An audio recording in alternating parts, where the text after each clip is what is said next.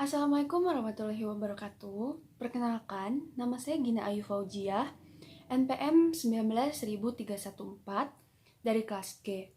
Di sini saya akan menjelaskan mengenai analisis aspek ekonomi dalam sebuah film, yang mana ditujukan untuk memenuhi ujian akhir semester pada semester ganjil mata kuliah hukum ekonomi. Film atau drama yang saya ambil yaitu drama Korea dengan judul Startup. Startup ini merupakan series televisi Korea Selatan pada tahun 2020. Startup merupakan drama yang menceritakan kehidupan pemuda yang sedang berusaha memulai bisnis usaha rintisan atau yang dikenal dengan istilah startup.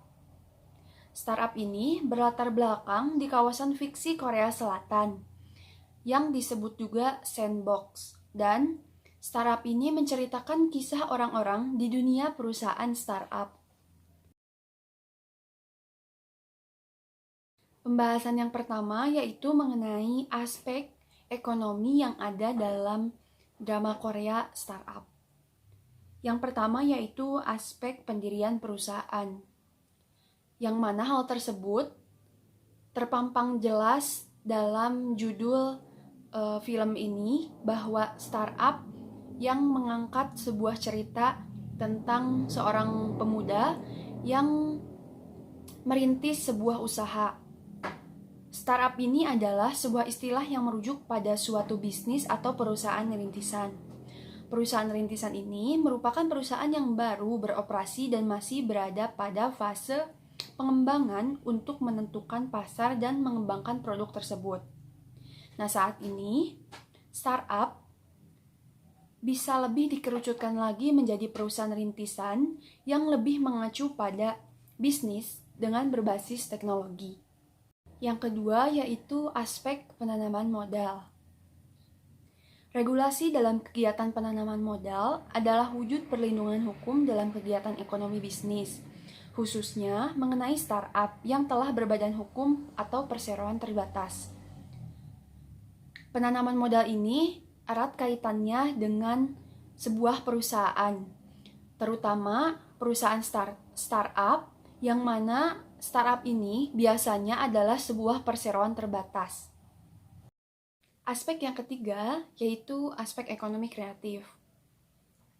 Saat ini, pertumbuhan industri kreatif dalam negeri perlahan mulai terus bermunculan, yang mana bisnis startup juga ikut terus bermunculan. Sektor yang digarap pun semakin bermacam-macam. Salah satunya yaitu teknologi, di mana digambarkan dalam drama Korea startup ini. Korea Selatan juga tampaknya tengah dibanjiri tren perusahaan rintisan atau startup. Seperti digambarkan dalam drama startup, yang mana banyaknya anak muda mengikuti program perusahaan rintisan tersebut. Dan yang keempat, ada aspek ekonomi digital. Drama Korea Startup ini, alur utamanya menceritakan perjuangan merintis perusahaan teknologi atau startup yang berada di Korea Selatan, dengan mempelajari cara berbisnis dan mengenal beberapa teknologi revolusi 4.0 yang diangkat melalui drama ini, yaitu perusahaan startup akan terus berinovasi dan berkembang seiring dengan kemajuan teknologi yang ada. Dan yang kelima yaitu aspek HKI atau hak kekayaan intelektual. Sebuah perusahaan rintisan atau startup harus melek akan hak kekayaan intelektual, karena selain rawan dengan pembajakan, dunia teknologi informasi juga rawan akan konflik atas perebutan hak cipta. HK ini wajib dilakukan oleh setiap orang yang memiliki inovasi produk apapun agar mendapatkan perlindungan dari pembajakan dan untuk memonopoli hak kepemilikan pada produk yang mereka buat. Selain itu, dalam drama Korea ini dijelaskan bahwa perjuangan Samsung yang dipimpin oleh Nam Do-san adalah dengan mencari investor dari rancangan teknologi mereka. Namun, tidak disangka justru hal tersebut menjadi celah para investor gadungan untuk mencuri ide teknologi Samsung-Tech tersebut. Hal tersebut bisa dihindari dengan cara mendaftarkan produk inovasi secara hukum melalui hak kekayaan intelektual.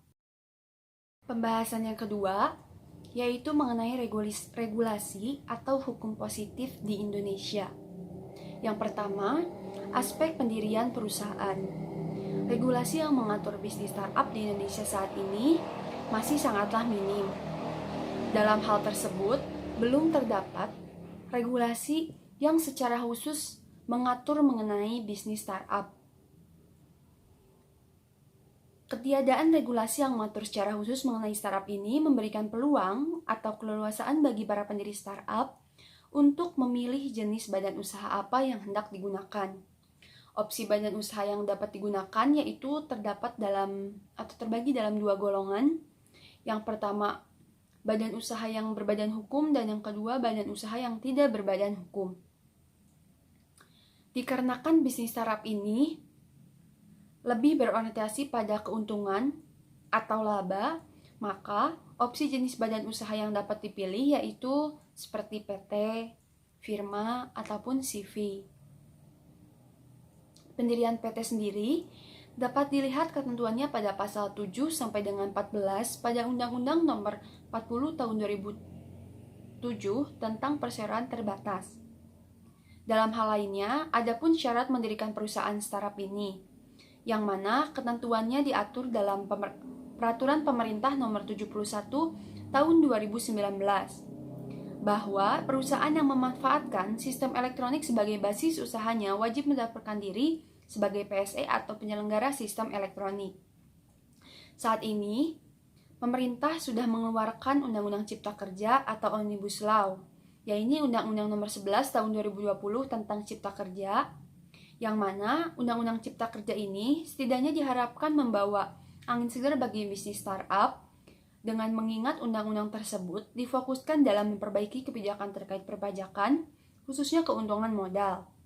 Sisi positif atas realisasi Undang-Undang Cipta Kerja tersebut dapat diamati dari sisi investasi kepada perusahaan rintisan atau startup dan perlindungan pekerja di sektor perusahaan startup. Yang kedua yaitu dari aspek ekonomi digital. Pertumbuhan startup perlu disiapkan dan dilengkapi dengan peraturan ekonomi digital yang memadai, yang mana hal ini berkaitan dengan kepastian hukum yang mengatur fleksibilitas startup untuk menghadirkan inovasi dan meyakinkan pelaku usaha untuk mencoba hal baru serta keluar dari zona nyaman yang selama ini dilakukan. Terdapat beberapa regulasi yang mengatur jalannya ekonomi digital dan perusahaan startup di Indonesia. Aturan tersebut terdapat dalam Undang-Undang Nomor 7 Tahun 2014 tentang Perdagangan, Peraturan Pemerintah Nomor 71 Tahun 2019 tentang Penyelenggaraan Sistem dan Transaksi Elektronik, Peraturan Pemerintah Nomor 80 Tahun 2019 tentang Perdagangan melalui Sistem Elektronik. Ada juga Undang-Undang tentang Informasi dan Transaksi Elektronik atau Undang-Undang ITE, dan juga Undang-Undang Perlindungan Konsumen. Meskipun terdapat banyak peraturan yang menyangkut ekonomi digital dan perusahaan startup, namun masih terdapat area fundamental yang masih belum diatur secara utuh, yaitu perlindungan atau kerahasiaan data, ketahanan atau keamanan cyber, dan aspek hukum persaingan usaha. Pertumbuhan ekonomi digital dan perusahaan startup di tanah air juga membawa persaingan pasar yang semakin ketat dan kompleks. Perusahaan startup di Indonesia tentunya harus bersaing dengan e-commerce yang membuka pintu masuk bagi produk-produk yang berasal dari luar negeri dengan begitu mudah. Kerangka hukum persaingan usaha Indonesia berdasarkan pada Undang-Undang Nomor 5 Tahun 1999 tentang larangan praktek monopoli dan persaingan usaha tidak sehat. Dengan pengaturan persaingan usaha ini, diharapkan menjadi pedoman bagi pertumbuhan ekonomi digital agar bisa menjamin kepastian hukum dan iklim investasi. Yang selanjutnya yaitu regulasi dari aspek penanaman modal. Regulasi dalam kegiatan penanaman modal adalah wujud perlindungan hukum dalam kegiatan ekonomi bisnis, khususnya mengenai startup yang telah berbadan hukum perseroan terbatas. Karena perlindungan hukum dalam penanaman modal melibatkan para pihak seperti investor, penerima modal, dan lembaga lainnya yang mana para pihak tersebut didominasi oleh subjek hukum berupa badan hukum berbentuk perseroan terbatas. Atas hal tersebut, ketentuan dalam penanaman modal ini diatur dalam Undang-Undang Nomor 25 Tahun 2007 tentang penanaman modal, yang mana kehadiran regulasi yang baru diharapkan membawa ketegasan dan kepastian mengenai kebijakan penanaman modal di Indonesia.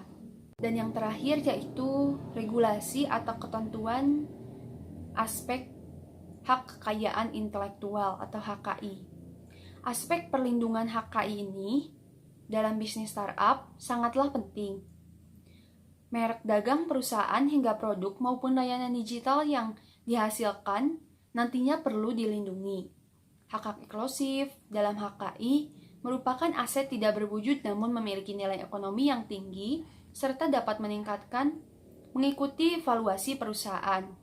Maka, mendaftarkan HKI perusahaan startup ke Direktorat Jenderal Kekayaan Intelektual merupakan suatu keharusan, karena daya saing suatu perusahaan startup tidak hanya dibangun berdasarkan tampilan akhir dari produk yang dipasarkan maupun brand image dari jasa tersebut dibangun, melainkan bagaimana daya saing perusahaan tersebut dibangun melalui perlindungan HKI-nya atau hak kekayaan intelektualnya.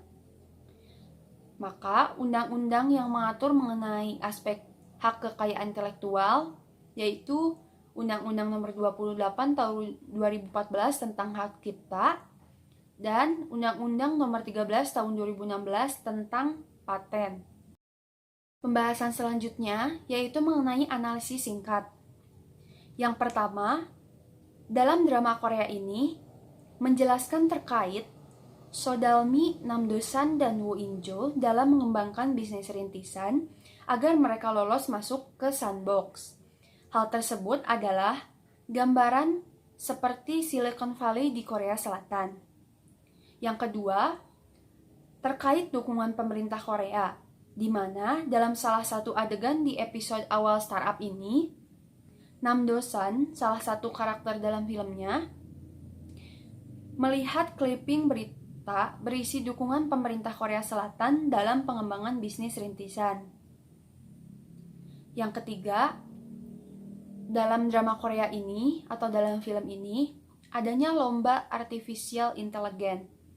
Drama yang satu ini mempertontonkan bagaimana menggambarkan persaingan di kalangan startup pemula. Dan yang terakhir yaitu tren startup. Tren startup di Korea Selatan ini, yang mana diceritakan dalam drama ini bagaimana bisnis rintisan digandrungi oleh anak-anak muda di Korea Selatan.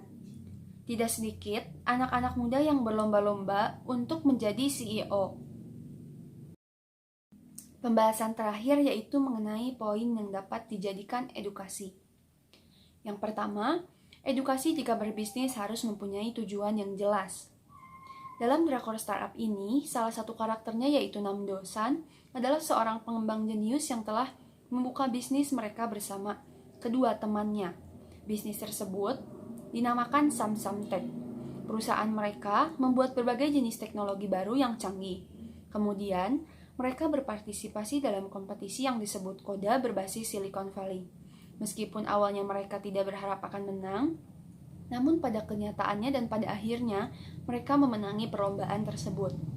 Atas hal tersebut, Namdosan dan teman-temannya tiba-tiba menjadi terkenal. Banyak investor berdatangan ke kantor mereka untuk melihat apakah perusahaan mereka layak untuk diinvestasikan atau tidak. Namun sayangnya, satu persatu investor malah pergi meninggalkan dan tidak mau berinvestasi di perusahaan mereka. Hal tersebut terjadi karena Namdosan dan teman-temannya sama sekali tidak memiliki rencana bisnis, atau dengan kata lain, mereka tidak mempunyai strategi dan rencana yang jelas. Mereka hanya peduli tentang meningkatkan akurasi algoritma pengenalan gambar mereka, tetapi mereka tidak tahu cara monetisasi atau menghasilkan uang dari produknya. Nah, dalam hal lainnya, investor adalah pelaku usaha. Investor tidak mengerti mengapa harus mengubah parameter atau menambahkan lapisan ekstra ke jaringan neural untuk meningkatkan akurasinya. Yang hanya investor pikirkan yaitu bagaimana produk yang dihasilkan berhasil laku di pasaran dan menghasilkan banyak uang. Jadi perusahaan startup tidak membutuhkan otak jenius dan teknologi canggih untuk berhasil. Strategi yang baik akan memberikan panduan untuk menentukan tindakan apa yang harus dilakukan dan tidak dilakukan dalam bisnis. Strategi juga penting dalam menentukan hal-hal yang harus diprioritaskan untuk tujuan yang ingin dicapai. Dari drakor ini, kita belajar bahwa kita harus mengenal baik calon investor, mentor, dan rekan bisnis kita. Yang ketiga, edukasi mengenai bagaimana memanage sebuah perusahaan.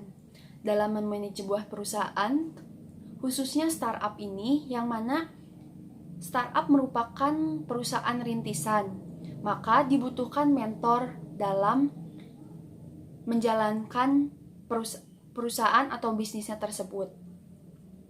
Mentor memiliki peran penting dalam mencapai kesuksesan sebuah perusahaan. Mentor dalam bisnis adalah seperti penasehat perusahaan, di mana akan membimbing ke arah yang tepat jika perusahaan mengalami kendala. Seorang mentor bisa berbagi pengetahuan, pengalaman, kesalahan, dan saran mengenai cara membangun bisnis yang kuat. Beda halnya dengan partner bisnis. Kita harus mencari mentor yang sudah ahli pada bidang tersebut, terutama bagi pemula. Tentu sangat sulit jika membangun bisnis dan mengatur pendanaan dari investor tanpa adanya mentor, seperti perusahaan Samsung-Tech. Walau Sodalmi telah membuat kebijakan yang adil untuk timnya, namun kenyataannya keputusan yang salah dalam mengatur pembagian saham menurut mentornya Han Jae-pyong. Sekian yang bisa saya sampaikan mengenai analisis aspek ekonomi yang terdapat dalam drama Korea Startup. Semoga apa yang saya sampaikan bisa bermanfaat untuk kita semua. Dan mohon maaf bila masih terdapat banyak kesalahan atau kekeliruan saat penyampaian materi. Terima kasih. Wassalamualaikum warahmatullahi wabarakatuh.